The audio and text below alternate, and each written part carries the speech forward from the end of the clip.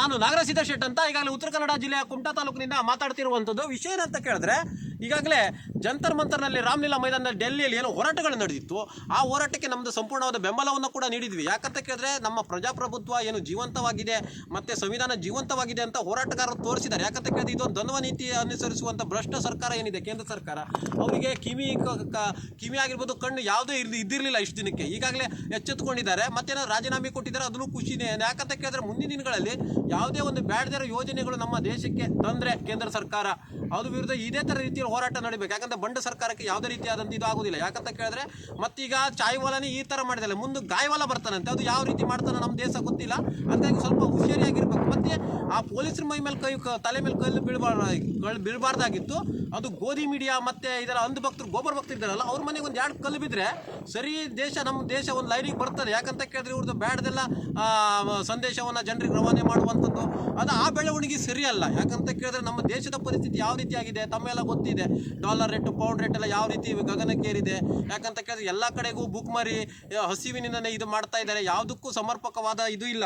ಅದೊಂದು ನಿಟ್ಟಿನಲ್ಲಿ ಬರೀ ಏನೋ ಧರ್ಮದ ವಿಷಯವನ್ನು ಈಗಾಗಲೇ ವಿರೋಧ ಪಾರ್ಟಿಯವರು ಧರ್ಮದ ವಿಷಯವನ್ನು ಹಿಡ್ಕೊಂಡು ಕೂತಿದ್ದಾರೆ ಅಂತಾರೆ. ಫಸ್ಟಿಗೆ ರಾಮನನ್ನು ರಾಜಕೀಯಕ್ಕೆ ತಂದವ್ರು ಯಾರು? ಅದಕ್ಕಾಗಿ ರಾಜಕೀಯಕ್ಕೆ ರಾಮ ತಂದವ್ರು ಇವರೇ. ಯಾಕಂತ ಕೇಳಿದ್ರೆ, ಈಗ ಅವ್ರು ರಾಮನ್ ತಂದರೆ ಅವ್ರು ಬೈತಾ ಇದ್ದಾರೆ. ಯಾಕಂತ ಕೇಳಿದ್ರೆ, ಧರ್ಮದ ಮೊದಲೇ ನಾವು ಹೇಳಿದ್ವಿ ಹೇಳಿಕೆಯಲ್ಲಿ, ರಾಜಕೀಯನೇ ಬೇರೆ, ಧರ್ಮನೇ ಬೇರೆ. ಅವ್ರವ್ರ ಧರ್ಮ ಅವ್ರಿಗೆ ದೊಡ್ಡದು, ನಮ್ಮ ಧರ್ಮ, ನಮ್ಮ ಹಿಂದೂ ಧರ್ಮ ನಮ್ಗೆ ದೊಡ್ಡದು, ಅದು ದೊಡ್ಡ. ಅವ್ರು ನೀವು ತಂದವ್ರಿಗಿಂತ ಅವ್ರು ತಂದಿದ್ದಾರೆ. ಅದಕ್ಕಾಗಿ ಧರ್ಮಕ್ಕೆ ರಾಜಕೀಯಕ್ಕೆ ಸಂಬಂಧ ಇಲ್ದಿದ್ದವ್ರಿಗೆ ಸಂಬಂಧ ಮಾಡಿದವರೇ ಮುಂದೆ ತಂದವರೇ ಇವರು. ಅದಕ್ಕಾಗಿ ಈಗ ಮುಂದಿನ ದಿನಗಳಲ್ಲಿ ಈ ಥರದ್ದು ಹೋರಾಟಗಳು ಏನು ಸಂವಿಧಾನಾತ್ಮಕವಾಗಿ ನಡೀಬೇಕು, ನಮ್ಮ ಸಂವಿಧಾನ ಒಂದು ಗಟ್ಟಿಯಾಗಿದೆ ಅನ್ನುವಂಥದ್ದನ್ನು ಅವರು ತೋರಿಸ್ಕೊಟ್ಟಿದ್ದಾರೆ.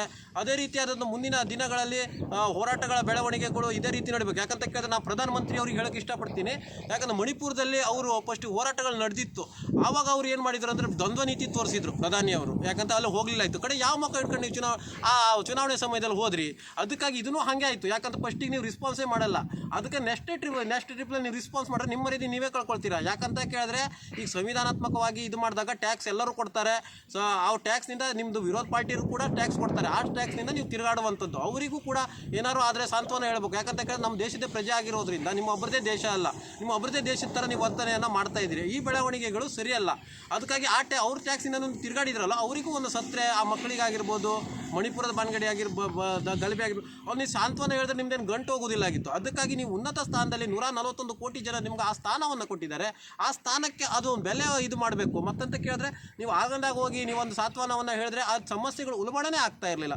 ಅದಕ್ಕಾಗಿ ನಾವು ಪ್ರಧಾನಮಂತ್ರಿ ಮೋದಿಯವ್ರಿಗೆ ಹೇಳ್ತಾ ಇದ್ದೀನಿ. ಯಾಕಂದ್ರೆ ನೀವೆಲ್ಲ ಆದ ನಂತರ ಅಲ್ಲಷ್ಟೆಲ್ಲ ನಷ್ಟ ಆದ ನಂತರ ನೀವು ಅವ್ರಿಗೆ ಸಾಂತ್ವನ ಹೇಳುವಂಥದ್ದಲ್ಲ. ಫಸ್ಟಿಗೆ ಹೇಳಿದ್ರೆ ಇದು ಸುಖಾಂತ್ಯ ಕಾಣ್ತಿತ್ತು. ಮತ್ತೇನಂತ ಕೇಳಿದ್ರೆ, ಅವರು ಮೊದಲೇ ರಾಜೀನಾಮೆ ಕೊಟ್ಟರೆ ಅದನ್ನು ಕೂಡ ಸುಖಾಂತ್ಯ ಕಾಣ್ತಿತ್ತು. ಈಗೆಲ್ಲ ಇದು ಮಾಡ್ಕೊಂಡು ನಿಮ್ಮ ರೀತಿ ನೀವೇ ಹರಾಜು ಹಾಕ್ಕೊಂಡಿದ್ದಾರೆ ಅಂತ ನಾನು ಹೇಳೋಕ್ಕೆ ಇಷ್ಟಪಡ್ತೀನಿ.